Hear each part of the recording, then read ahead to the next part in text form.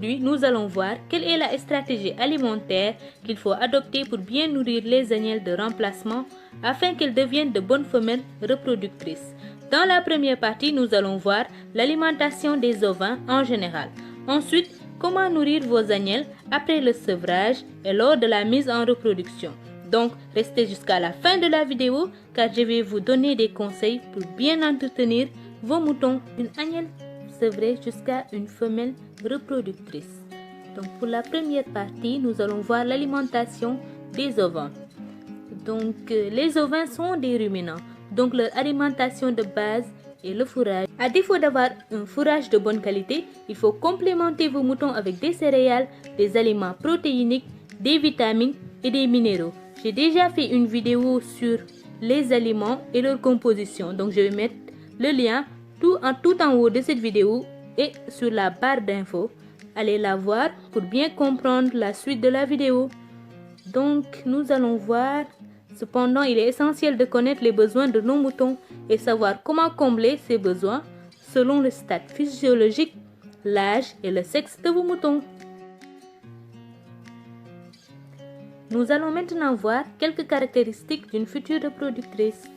Donc, en reproduction ou en élevage, la reproduction est la base de la pérennité du troupeau.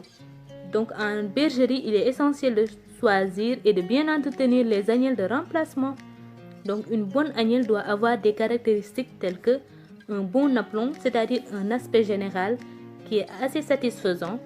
Ensuite, de bonnes articulations et une ligne dorsale assez droite, pas trop courbée. Maintenant, nous allons voir quelle alimentation ou bien quelle stratégie alimentaire il faut avoir après le sevrage. Donc, c'est une phase de croissance très importante à ne surtout pas négliger. Et à cette étape, votre agnelle a besoin de protéines, car les protéines constituent les muscles et les organes.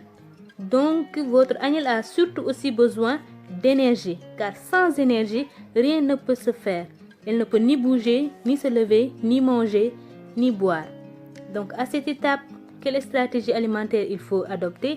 Donc, du fourrage à volonté. Voilà. Mais si vous n'avez pas un bon fourrage, vous pouvez toujours complémenter avec des céréales ou des aliments industriels. 100 à 250 grammes par jour. Ensuite, nous allons voir comment nourrir une femelle qui entre en reproduction. Donc, la maturité sexuelle d'un mouton est liée à son sexe. Les brebis atteignent leur maturité sexuelle dès l'âge de 6 mois. Lorsque la jeune brebis pèse 60% de son poids adulte, il est possible de la faire saillir. Il est toutefois conseillé de laisser passer une saison et d'attendre qu'elle soit complètement développée. Donc, d'attendre 5 à 6 mois de plus.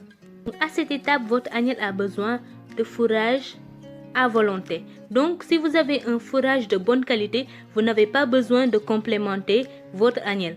Sinon, vous risquez de l'engraisser et ce qui est défavorable à la fertilité. Sinon, si vous avez un mauvais fourrage, il faut toujours complémenter avec 100 à 200 grammes de concentré. Maintenant, nous allons voir quelques paramètres